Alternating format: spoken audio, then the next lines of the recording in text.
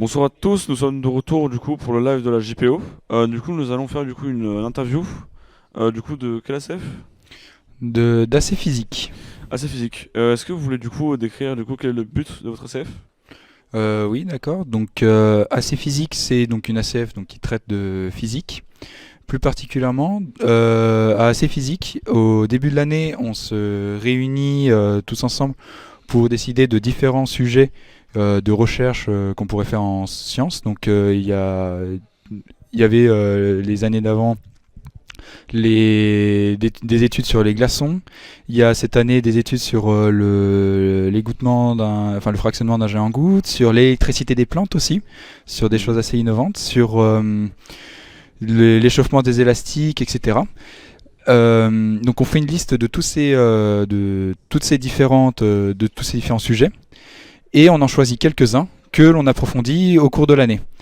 Donc on fait des recherches dessus tous ensemble et pour ensuite potentiellement euh, participer à des concours comme les Olympiades de physique ou le concours C'est Génial.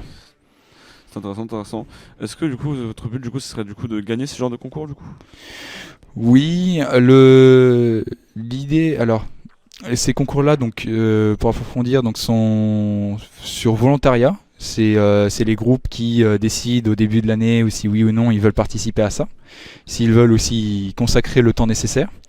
Et pour ensuite y participer, donc gagner ou pas, c'est les jurys qui décident, Mhm. mais c'est en tout cas faire de notre mieux, construire du coup un mémoire de 20 pages,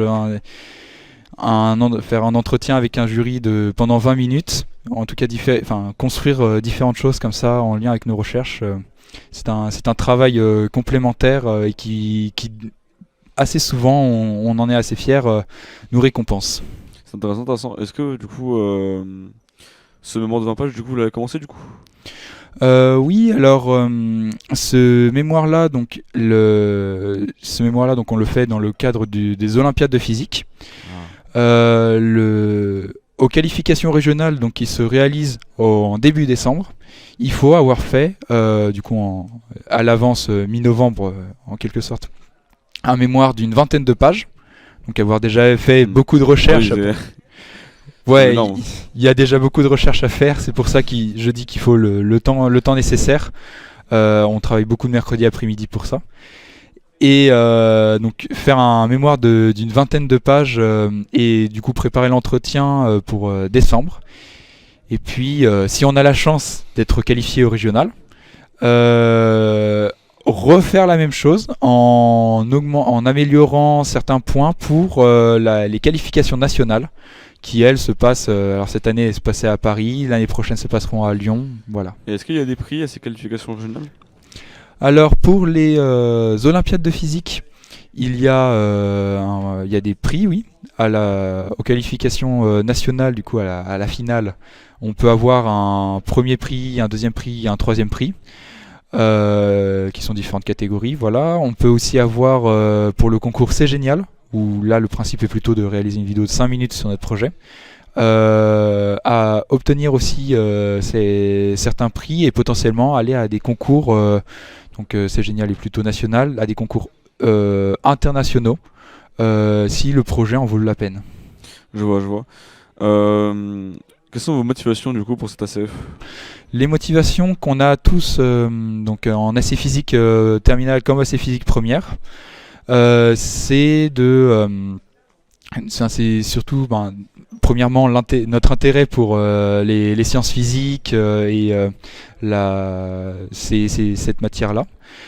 Ensuite, il y a la curiosité aussi, parce que c'est grâce à ça qu'on arrive à travailler plusieurs mercredis après-midi sur une question assez particulière, par exemple le fractionnement du jet en gouttes.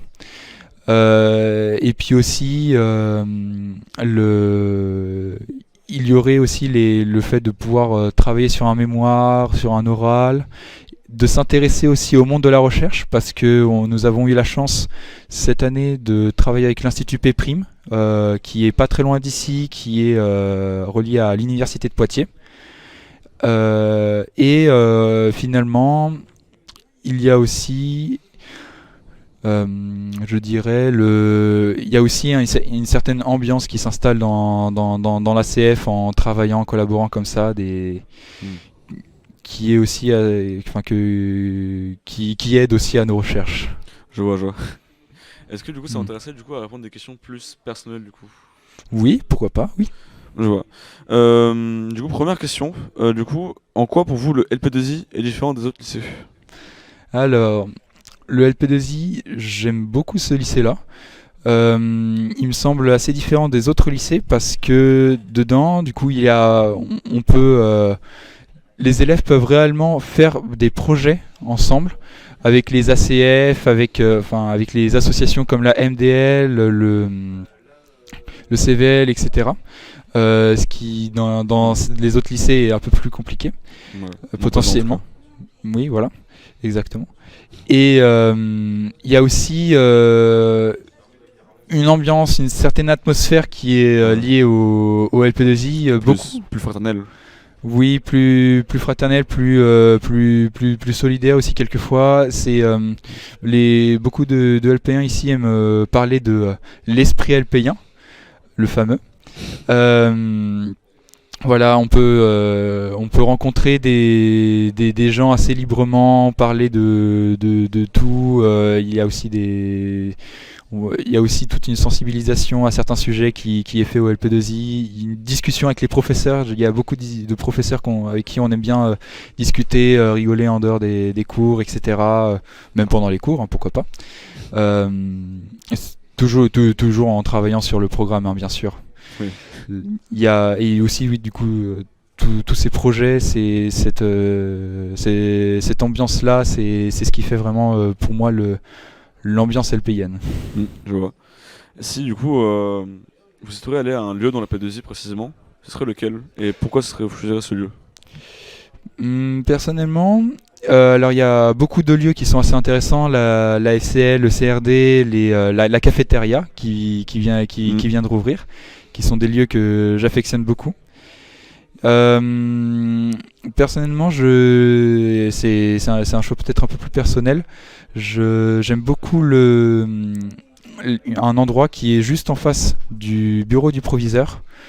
C'est un endroit qui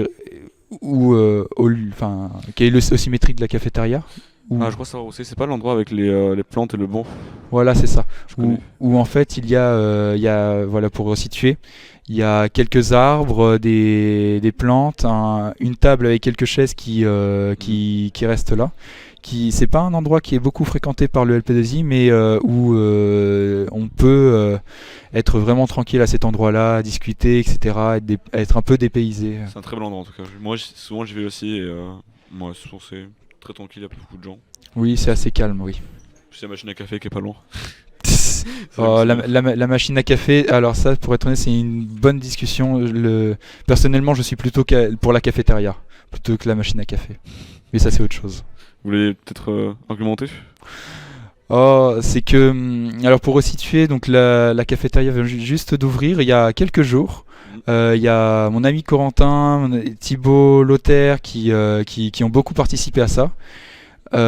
Qui sont très contents de servir les gens, de participer à l'ambiance de la cafétéria, qu'on n'a pas eu malheureusement pendant pas mal de temps à cause du protocole sanitaire.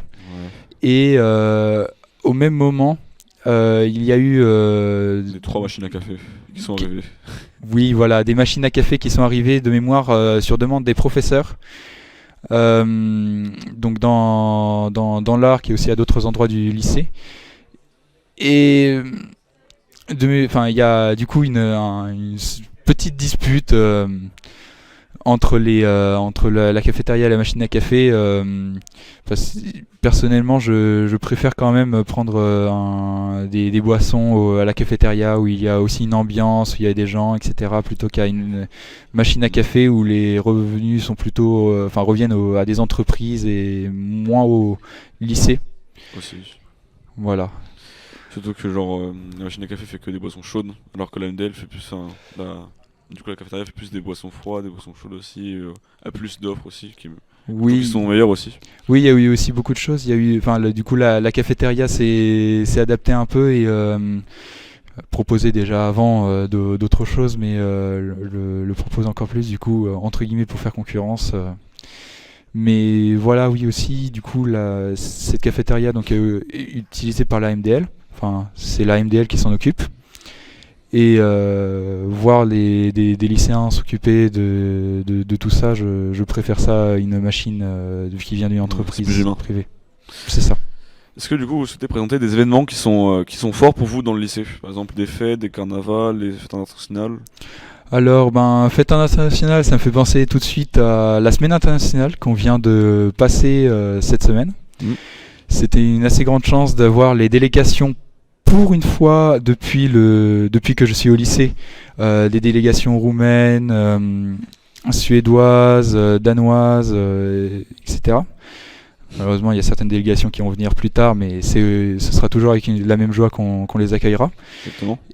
Et j'ai vu pour la première fois cette année, le jeudi, des ACF qui avaient travaillé avec des correspondants étrangers et qui avaient fait de très très belles choses par rapport à l'entraide, le partage et le côté international du lycée.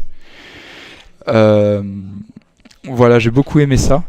Il y a aussi, pour parler des différentes fêtes, il y a les fêtes organisées par la MDL, les semaines à thème. Donc Oui. Halloween par exemple. la semaine d'Halloween, la semaine de Noël, il va y avoir aussi, enfin il y a eu aussi la semaine de la Saint-Valentin. Aussi. Ouais, il va y avoir aussi d'autres semaines qui vont être organisées par la MDL. Et sinon, pour terminer avec les événements, il y aurait aussi la semaine chinoise qui avait été faite l'année dernière. C'était aussi un bel exemple d'international et du fait que les élèves chinois sont actifs dans le lycée. Et l'année dernière, ils avaient préparé pour le nouvel an de très belles choses. On les aidait aussi un peu. Les professeurs de chinois aussi avaient fait des choses, etc. C'était quand même une belle semaine. C'était une belle semaine aussi, ça, oui. Du coup, est-ce que vous pensez du coup que le lycée vous apporte une plus grande ouverture sur le monde? Ah bah oui, je pense que ça nous donne une plus grande ouverture sur le monde. Notamment du coup l'international, on a des élèves chinois, on a des délégations étrangères qui sont là. Il y a aussi des élèves qui viennent il y a des élèves étrangers allophones d'autres pays qui sont là. Il y a aussi une ouverture par rapport à différents sujets, notamment les questions de genre potentiellement, les différentes questions écologiques, environnementales, des élèves par exemple dans la commission de développement durable, je pense à eux, qui travaillent pour rendre la vie au lycée un peu plus éco-responsable, entre guillemets. Voilà, différentes. Oui, c'est une beaucoup plus grande ouverture. Les professeurs, etc., s'impliquent aussi dedans avec les modules interdisciplinaires, les fameux MID aussi. Ah, oui. Du coup, merci beaucoup pour avoir répondu à ces questions. De rien. Du coup, nous allons faire une pause de stream, j'imagine. Du coup, merci beaucoup d'avoir été là et d'avoir répondu à ces questions. Eh ben, merci à vous aussi. Et puis, du coup, à toutes les personnes qui nous écoutent, bonne journée à vous. Et puis, bonne porte ouverte. C'est bonne journée et bonne porte ouverte.